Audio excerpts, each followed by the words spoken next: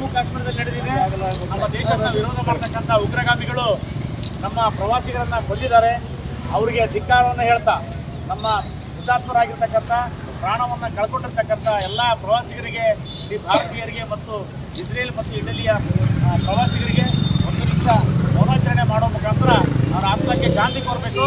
ಜೊತೆಗೆ ಈ ಉಗ್ರಗಾಮಿ ಸಂಘಟನೆಯನ್ನು, ಉಗ್ರಗಾಮಿ ಮಾಡ್ತಕ್ಕಂಥ ವ್ಯಕ್ತಿಗಳನ್ನು ನಾವೆಲ್ಲರೂ ಖಂಡಿಸಬೇಕಂತ ಹೇಳ್ತಾ ಒಂದು ನಿಮಿಷಗಳ ಕಾಲ ಮೌನಾಚರಣೆ ಮಾಡಿ ನಂತರ ರಾಜ್ಕುಮಾರ್ ಕಾರ್ಯಕ್ರಮ ಮುಂದುವರಿಸಬೇಕು.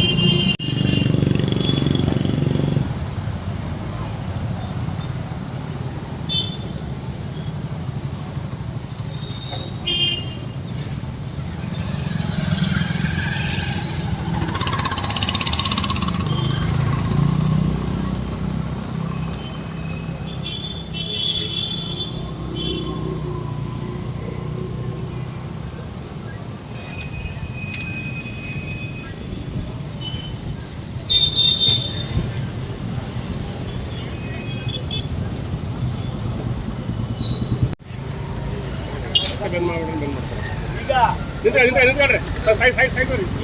ಭಾರತೀಯರು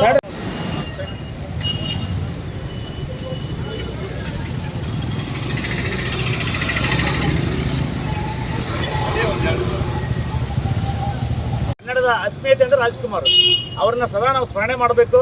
ನಮ್ಮ ಭಾಷೆ ಉಳಿವಿಗಾಗಿ ಅವರು ಶ್ರಮಪಟ್ಟಿದ್ದಾರೆ. ಜೊತೆಗೆ ಕನ್ನಡ ಚಿತ್ರರಂಗ ಇಡೀ ಭಾರತದಲ್ಲಿ ಮತ್ತು ವಿಶ್ವದಲ್ಲಿ ಏನಾದರೂ ಗಣನೀಯ ಸಾಧನೆ ಮಾಡಿದೆ ಅಂದರೆ ಡಾಕ್ಟರ್ ರಾಜ್ಕುಮಾರ್ ಕಾರಣ. ಆದ್ದರಿಂದ ಇವತ್ತು ಅವರ ಜನ್ಮದಿನವನ್ನು ಗಂಗಾವತಿಯಲ್ಲಿ ಅವರೆಲ್ಲರ ಅಭಿಮಾನಿಗಳು ಒಂದು ಹಲವು ಕಾರ್ಯಕ್ರಮಗಳ ಮೂಲಕ ನಾವು ಆಚರಣೆ ಮಾಡ್ತಾ ಇದ್ದೀವಿ. ಮೊದಲಿಗೆ ನಾವು ನಗರಸಭೆಯವ್ರನ್ನ ರಿಕ್ವೆಸ್ಟ್ ಮಾಡ್ಕೊಂಡಿವಿ, ನಾನು ಮತ್ತು ಶ್ರವಣ್ ಅವರು ಕೂಡಲೇ ಇಲ್ಲಿ ಗಂಗಾವತಿಯ ಮಹಾತ್ಮ ಗಾಂಧಿ ವೃತ್ತದಿಂದ ಜುಲೈ ನಗರದ ಇಂದಿರಾ ಗಾಂಧಿ ವೃತ್ತದವರೆಗೂ ಇರ್ತಕ್ಕಂಥ ರಸ್ತೆಯನ್ನು ಡಾಕ್ಟರ್ ರಾಜ್ಕುಮಾರ್ ರಸ್ತೆ ಅಂತೇಳಿ 2006ರಲ್ಲಿ ನಾಮಕರಣ ಮಾಡಿದ್ದಾರೆ. ಅದರ ನೆನಪಿಗಾಗಿ ಮಹಾತ್ಮ ಗಾಂಧಿ ಸರ್ಕಲಲ್ಲಿ ಮತ್ತು ಡಾಕ್ಟರ್ ರಾಜ್ಕುಮಾರ್ ಅವರ ಭಾವಚಿತ್ರ ಮತ್ತು ಜುಲೈ ನಗರದ ಇಂದಿರಾ ಗಾಂಧಿ ಸರ್ಕಲ್ನಲ್ಲಿ ಡಾಕ್ಟರ್ ರಾಜ್ಕುಮಾರ್ ಭಾವಚಿತ್ರ ಹಾಕಿದ್ದಾರೆ. ಅವುಗಳನ್ನು ಹೊಸ ಫೋಟೋಗಳನ್ನು ಹಾಕುವ ಮುಖಾಂತರ ಇವತ್ತು ಹುಟ್ಟುಹಬ್ಬಕ್ಕೆ ಆಚರಣೆ ಮಾಡೋಕ್ಕೆ ನಮಗೆಲ್ಲ ಅನುಕೂಲ ಮಾಡಿಕೊಟ್ಟಿದ್ದಾರೆ. ಇವತ್ತು ಈ ಕಾರ್ಯಕ್ರಮಕ್ಕೆ ನಮ್ಮ ಕರೆಗೆ ಹೋಗ್ಬಿಟ್ಟು ನಮ್ಮ ಸರಳ ವ್ಯಕ್ತಿಗಳಾಗಿರ್ತಕ್ಕಂಥ ರಾಜಕಾರಣಿ ಆಗಿರ್ತಕ್ಕಂಥ ಪರಣವರು ಬಂದಿದ್ದಾರೆ. ಜೊತೆಗೆ ಎಲ್ಲ ಅಭಿಮಾನಿಗಳಿದ್ದೀವಿ, ರಮೇಶ್ ಇದ್ದಾರೆ. ಅವರು ಪುಷ್ಪವನ್ನು ಅರ್ಪಣೆ ಮಾಡೋ ಮುಖಾಂತರ ಈ ಒಂದು ಕಾರ್ಯಕ್ರಮಕ್ಕೆ ಚಾಲನೆ ನೀಡ್ತಾರೆ. ಈ ಒಂದು ಈ ರಸ್ತೆಗೆ ರಾಜ್ಕುಮಾರ್ ರಸ್ತೆ ಅಂತ ನಾಮಕರಣ ಮಾಡಬೇಕು ಅನ್ನುವಂಥ ಒಂದು ವಿಚಾರ ಇಟ್ಕೊಂಡಾಗ ನಗರಸಭೆ ಸಕಾರಾತ್ಮಕವಾಗಿ ಸ್ಪಂದಿಸಿ ಈ ರಸ್ತೆಗೆ ಡಾಕ್ಟರ್ ರಾಜ್ ರಸ್ತೆ ಅಂತ ನಾಮಕರಣ ಮಾಡಿದ್ದು ಭಾಳ ಖುಷಿ ಸಂಗತಿ. ಮೊಟ್ಟ ಮೊದಲಿಗೆ ಡಾಕ್ಟರ್ ರಾಜ್ಕುಮಾರ್ ಅವರ ಜನ್ಮ ದಿನದ ಪ್ರಯುಕ್ತ ನಾಡಿನ ಸಮಸ್ತ ಕನ್ನಡಾಭಿಮಾನಿಗಳಿಗೆ, ಜೊತೆಗೆ ಚಲನಚಿತ್ರ ಪ್ರೇಮಿಗಳಿಗೆ, ಸಾಹಿತಿಗಳಿಗೆ, ಸಂಗೀತಗಾರರಿಗೆ ನಾನು ಶುಭಾಶಯಗಳನ್ನು ಕೊಡ್ತೇನೆ.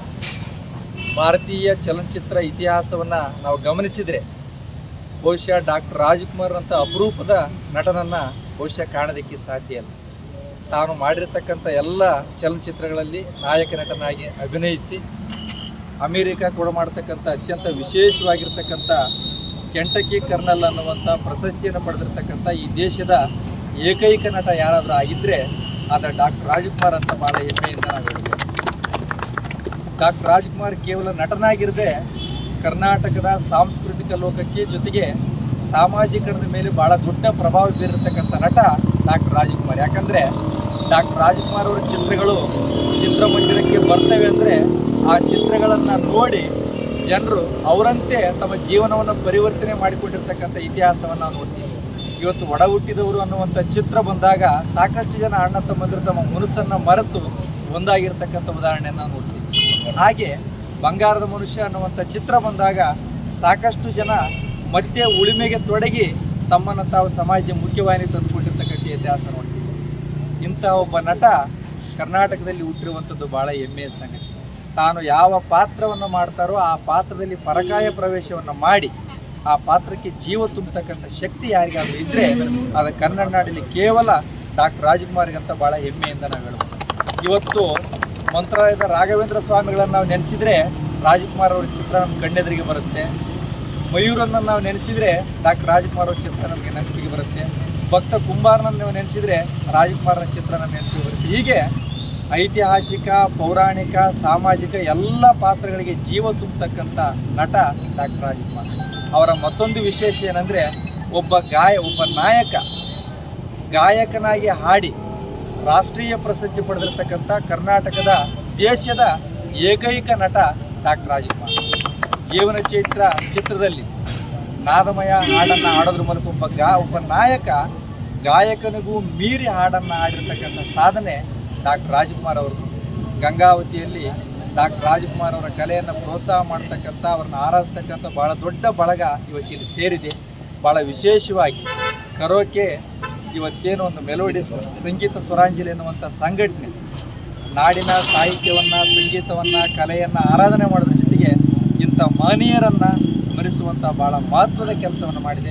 ಮಗನಾಗಿ ಡಾಕ್ಟರ್ ರಾಜ್ಕುಮಾರ್ ಅವರ 96ನೇ ವರ್ಷದ ಜನ್ಮದಿನದ ಶುಭಾಶಯಗಳು ತಿಳಿಸುತ್ತಾ ಹಾಗೂ ಅವರಿಗೆ ನನ್ನ ನಮನಗಳು ತಿಳಿಸುತ್ತಾ, ಇವತ್ತು ಏನು ವಿಶೇಷಪ್ಪ ಅಂದರೆ ನಮ್ಮ ಗಂಗಾವತಿ ನಗರದಲ್ಲಿ ಗಾಂಧಿ ಚೌಕಿಂದ ವಿಜಯನಗರಿಗೆ ಅದು ರಸ್ತೆಯನ್ನು ಡಾಕ್ಟರ್ ರಾಜ್ಕುಮಾರ್ ರಸ್ತೆ ಅಂತ ನಾಮಕರಣ ಮಾಡಿದ್ದಕ್ಕೆ ಎಲ್ಲರಿಗೂ ಆಡಳಿತ ಮಂಡಳಿಯವ್ರಿಗೂ ಮತ್ತು ಮುನ್ಸಿಪಲ್ ಮೆಂಬರ್ಸ್ ಅವ್ರಿಗೆ ಎಲ್ಲರಿಗೂ ಅಭಿನಂದನೆ ತಿಳಿಸ್ತಾ ಇದ್ದೀನಿ. ಮತ್ತು ಇವತ್ತು ವಿಜೃಂಭಣೆಯಿಂದ ಇವತ್ತು ಡಾಕ್ಟರ್ ರಾಜ್ಕುಮಾರ್ ಅವರ ಜನ್ಮದಿವಸವನ್ನು ಕರೋಕೆ ಮೂಲಕ ಅವರನ್ನು ಸ್ಮರಿಸುತ್ತಾ ಇವತ್ತೆಲ್ಲ ನಿಮ್ಮ ಕಲಾ ಬಂಧುಗಳಿಗೆ ನಾನು ಅಭಿನಂದನೆ ತಿಳಿಸ್ತಾ ಇದ್ದೀನಿ. ನಾನು ಜೊತೆಗೆ ಬರ್ತೀನಿ ಸಾಯಂಕಾಲ. ಇನ್ನೂ ಈ ರೀತಿ ಅಭಿಮಾನಿಗಳು ಮತ್ತು ನಮ್ಮ ಕನ್ನಡವನ್ನು ಬೆಳೆಸುತ್ತಾ ಇನ್ನೂ ಹೆಚ್ಚೆಚ್ಚಾಗಿ ಕಲಾಭಿಮಾನಿಗಳೆಲ್ಲ ಮುಂದೆ ಬರಲಿ ಅಂತ ಹೇಳುತ್ತಾ ಅವರ ರಾಜ್ಕುಮಾರ್ ಅವರ ಆಶೀರ್ವಾದ ನಮ್ಮೆಲ್ಲರೂ ಇರಲಿ ಅಂತ ಹೇಳುತ್ತಾ ರಾಜ್ಕುಮಾರ್ ಅಭಿಮಾನಿಗಳಿಗೆ ಎಲ್ಲರಿಗೂ ವಂದಿಸುತ್ತಾ, ಈ ದಿನ ಡಾಕ್ಟರ್ ರಾಜ್ಕುಮಾರ್ ಬಗ್ಗೆ ಎಷ್ಟು ಹೇಳಿದ್ರು ಕಡಿಮೆ. ಅವಲೇ ನಮ್ಮ ನಾಗರಾಜ್ ಸಾಹೇಬರು ಮಾತಾಡಿದ ಮೇಲೆ ಜಾಸ್ತಿ ಮಾತಾಡೋಕ್ಕೆ ಅವಕಾಶ ಇರೋದಿಲ್ಲ. ನನ್ನ ವಯಸ್ಸಿನಲ್ಲಿ ಒಂದು ಸಣ್ಣ ಘಟನೆ ನಡೆದಿತ್ತು, ಅದೊಂದು ಉದಾಹರಣೆ ಹೇಳ್ಬಿಡ್ತೀನಿ ರಾಜ್ಕುಮಾರ್ ಬಗ್ಗೆ. ಆವತ್ತಿನ ದಿನ ಒಂದು ಬೈಲೊಂಗಲ್ನಲ್ಲಿ ನಾನು 18 ವರ್ಷದ ಹುಡುಗ, ಒಂದು ನಾಟಕ ಕಂಪನಿ ಓಪನಿಂಗ್ ಇತ್ತು. ಆ ಓಪನಿಂಗ್ ಅಂದರೆ ಸಿಂಧೋಡಿ ರೀಲ್ ಅವ್ರದ್ದು. ಅಲ್ಲಿ ಮುನ್ಸಿಪಾಲ್ಟಿ ಅಧ್ಯಕ್ಷರಾಗಿತ್ತಂತ ಮಿರ್ಜನ್ ಅವರಂತ ಮುಸ್ಲಿಮ್ಸ್ ಅವರು, ಅವ್ರನ್ನ ಕರೆದಿದ್ರು ಓಪನಿಂಗಿಗೆ. ಎಲ್ಲರೂ ಸೇರಿ ನಾವೆಲ್ಲ ಯುವಕರು ಸ್ಟೇಜೆಲ್ಲ ಫುಲ್ ಇತ್ತು. ಅವರಿಗೆ ಮಾತಾಡೋಕ್ಕೆ ಒಂದು ಅವಕಾಶ. ಅವ್ರು ಹೇಳಿದ ಮಾತು ಇವತ್ತು ಒಂದು ಮಾತು.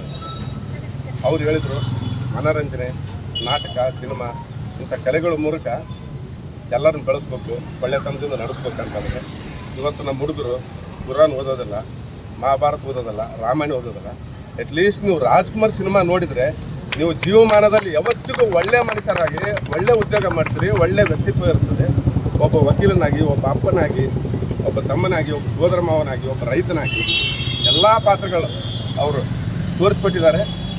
ಆ ರೀತಿ ನಡ್ಕರಿ ಅಂತ ಅವತ್ತು ಹೇಳಿದ್ರು. ಆ ನೆನಪಿಗೆ ಹೇಳ್ತಿದ್ವಿ. ಯಾಕಂದರೆ ಈ ಮಾಡೋಕ್ಕೆ ಕಾರಣ ಇಷ್ಟೇ, ನಾವು ಒಳ್ಳೊಳ್ಳೆ ಕಲಾವಿದರು ನಮ್ಮ ಗಂಗಾವತಿಯಲ್ಲಿ ಇದ್ದಾರೆ, ಯಾರೂ ಬೆಳಕಿಗೆ ಬರ್ತಾ ಇಲ್ಲ. ಅಂಥವರನ್ನು ಈ ಒಂದು ರಾಜ್ಕುಮಾರ್ ಅವರ ಕಾರ್ಯಕ್ರಮ ಇರ್ಬೋದು, ಬೇರೆ ಯಾವುದೇ ಕಾರ್ಯಕ್ರಮದ ಮುಖಾಂತರ ಅವ್ರನ್ನ ತರಬೇಕನ್ನೋ ಒಂದು ಉದ್ದೇಶ ನಮ್ಮಲ್ಲಿದೆ. ಹಾಗಾಗಿ ಅವ್ರನ್ನ ಈ ಒಂದು ಕಾರ್ಯಕ್ರಮದ ಮುಖಾಂತರ ಅವ್ರನ್ನ ಹೊರಗಡೆ ಬೆಳಕಿಗೆ ತರಬೇಕನ್ನೋ ಒಂದು ನಮ್ಮ ಹಂಬಲ ಇದೆ. ರಾಜ್ಕುಮಾರ್ ಅವ್ರ ಬಗ್ಗೆ ನಾವು ಹೇಳಿದ್ರು ಕೂಡ ನಾವು ಸಿಕ್ಕವರಾಗ್ತೀವಿ, ಭಾಳ ಕಡಿಮೆ ಕೂಡ. ಯಾಕಂದರೆ ನಮ್ಮ ಅನುಭವದಲ್ಲಿ ನಮಗೆ ರಾಜ್ಕುಮಾರ್ ಅವ್ರ ಬಗ್ಗೆ ಮಾತಾಡೋ ಒಂದು ಇದು ಕೂಡ ಇಲ್ಲ. ಯಾಕಂದರೆ ಅವರನ್ನು ನಾವು ನೋಡಿ ಅವರಲ್ಲಿರ್ತಕ್ಕಂಥ ಗುಣಗಳನ್ನು ಇವತ್ತು ನಾವು ಅಳವಡಿಸಿಕೊಂಡು ಎಲ್ಲ ಯುವಕರು ಕೂಡ ಒಳ್ಳೆ ಮಾರ್ಗದರ್ಶನದಲ್ಲಿ ರಾಜ್ಕುಮಾರ್ ಅವರ ಮಾರ್ಗದರ್ಶನದಲ್ಲಿ ನಡಿಬೇಕಾಗತ್ತೆ. ಇವತ್ತು ರಾಜ್ಕುಮಾರ್ ಅವರ ಒಂದು ಏನು ಮಾಡತಕ್ಕಂಥ ಪಾತ್ರಗಳಿದ್ದಾವೆ, ಅವರು ಹಾಡ್ತಕ್ಕಂಥ ಹಾಡುಗಳೇನಿದ್ದಾವೆ, ಒಳ್ಳೆ ಗೀತೆಗಳನ್ನು ಕೂಡ ಕೊಟ್ಟಿದ್ದಾರೆ. ಒಳ್ಳೆ ಪಾತ್ರಗಳ ಮುಖಾಂತರ ಜನರಿಗೆ ಒಳ್ಳೆಯ ಸಂದೇಶವನ್ನು ಕೂಡ ಕೊಟ್ಟಿದ್ದಾರೆ. ಹಾಗಾಗಿ ಇವತ್ತು ರಾಜ್ಕುಮಾರ್ನವನ್ನು ಈ ಒಂದು ಹುಟ್ಟುಹಬ್ಬದ ಅಂಗವಾಗಿ ಅವರನ್ನು ಸ್ಮರಿಸುತ್ತಾ ಅವರ ಒಂದು ಗಾನಲಹರಿ ಅಂತ ಹೇಳ್ಬಿಟ್ಟು ನಾವೇನೋ ಇವತ್ತು ಮಾಡ್ಕೊಂಡಿದ್ದೀವಿ ಸಂಗೀತ ಸಂಬಂಧಿತ ಕಾರ್ಯಕ್ರಮ. ದಯಮಾಡಿ ಎಲ್ಲರೂ ಕೂಡ ಇವತ್ತು ಸಾಯಂಕಾಲ 6 ಗಂಟೆಗೆ ನಮ್ಮ ಡಾಕ್ಟರ್ ರಾಜ್ಕುಮಾರ್ ಅವರ 96ನೇ ಹುಟ್ಟುಹಬ್ಬದ ಶುಭಾಶಯಗಳು. ಜೊತೆಗೆ ಇವತ್ತು ನಮ್ಮ ಸಂಗೀತ ಸ್ವರಾಂಜಲಿ ಬಳಗ, ರಾಜ್ಕುಮಾರ್ ಅಭಿಮಾನಿ ಬಳಗದವರು ಕೂತ್ಕೊಂಡು ಗಂಗಾವತಿಯಲ್ಲಿ ಡಾಕ್ಟರ್ ರಾಜ್ಕುಮಾರ್ ಅವರ 96ನೇ ಹುಟ್ಟುಹಬ್ಬವನ್ನು ಆಚರಣೆ ಮಾಡ್ತಾ ಇದ್ದೀವಿ. ನಿಜವಾಗಿ ಸಂತೋಷ. ಯಾಕಂದರೆ ಕನ್ನಡಕ್ಕಾಗಿ ತಮ್ಮನ್ನು ನಾವು ಅರ್ಪಿಸಿಕೊಳ್ಳೋದ್ರ ಮುಖಾಂತರ ಈಗೂ ಸಹಿತ ಅನೇಕ ಸಾವಿರಾರು ಅವರ ಕಲಾಭಿಮಾನಿಗಳು ಇವತ್ತು ಹೇಳ್ತಾರೆ, ಯಾವುದೇ ಸಿನಿಮಾ ನೋಡಿದರೂ ರಾಜ್ಕುಮಾರ್ ಸಿನಿಮಾಕ್ಕೆ ನಾವು ನೋಡಬೇಕು ಅನ್ನುವಂಥ ಮನೋಭಾವನೆ ಪ್ರತಿಯೊಬ್ಬರಲ್ಲಿ ಇದೆ. ಗೋಕಾಕ್ ಚಳವಳಿಯಲ್ಲಿ ಸಹಿತ ಕನ್ನಡಕ್ಕಾಗಿ ಹೋರಾಟ ಮಾಡಿದವರು ಡಾಕ್ಟರ್ ರಾಜ್ಕುಮಾರ್ ಅವರು. ಅವರ ಹಾಡಿನಲ್ಲೇ ಹೇಳಿದ್ದಾರೆ, ಏನಂತಂದರೆ ಹುಟ್ಟಿದರೆ ಕನ್ನಡ ನಾಡಲ್ಲಿ ಹುಟ್ಟಬೇಕು, ಕಟ್ಟಿದರೆ ಕನ್ನಡ ಮೇಲೆ ಹುಟ್ಟಬೇಕನ್ನುವಂಥ ಅವರ ಸಂದೇಶ. ಜೊತೆಗೆ ಇನ್ನೂ ಅವರ ಧಾರ್ಮಿಕ ಭಾವನೆಯನ್ನು ನೋಡ್ರಿ, ವಾರ ಬಂತಮ್ಮ ಗುರುವಾರ ಬಂತು ರಾಯರ ನೆನೆಯಮ್ಮ ಅನ್ನುವಂಥ ಅನೇಕ ಒಂದು ಎಲ್ಲ ಕ್ಷೇತ್ರದಲ್ಲೇ ಸಹಿತ ತಮ್ಮನ್ನು ತಾವು ತೊಡಗಿಸಿಕೊಳ್ಳುವುದರ ಮುಖಾಂತರ ಡಾಕ್ಟರ್ ರಾಜ್ಕುಮಾರ್ ಅವರು ಕಾರ್ಯ ಮಾಡಿದ್ದಾರೆ. ಅವರ ಒಂದು ಆದರ್ಶ ಜೀವನ ಕನ್ನಡಕ್ಕಾಗಿ ಅವರು ಮಾಡಿದಂಥ ಕಾರ್ಯ ನಮಗೆಲ್ಲರಿಗೂ ಒಂದು ಮಾದರಿ ಅನ್ನುವಂಥ ಮಾತನ್ನು ಈ ಸಂದರ್ಭದಲ್ಲಿ ಹೇಳೋದ್ರ ಜೊತೆಗೆ ಒಳ್ಳೆಯ ಕಾರ್ಯಕ್ರಮವನ್ನು ಮಾಡಿರಿ. ನೀವು ಯಾರಿಗಾದರೂ ಹೋಗ್ರಿ, ಎಲ್ಲಿ ಹಳೆ ಮಂದಿಗೆಲ್ಲ ಎಲ್ಲರಿಗೂ ಹೋಗ್ರಿ, ಇಲ್ಲರಿ ರಾಜ್ಕುಮಾರ್ ಹಾಡು ಕೇಳಬೇಕು, ರಾಜ್ಕುಮಾರ್ ಸಿನಿಮಾ ನೋಡಬೇಕು ಅನ್ನುವಂಥ ಭಾವನೆ ಇನ್ನೂ 96 ವರ್ಷ ಆದರೂ ಸಹಿತ ಇದೆ.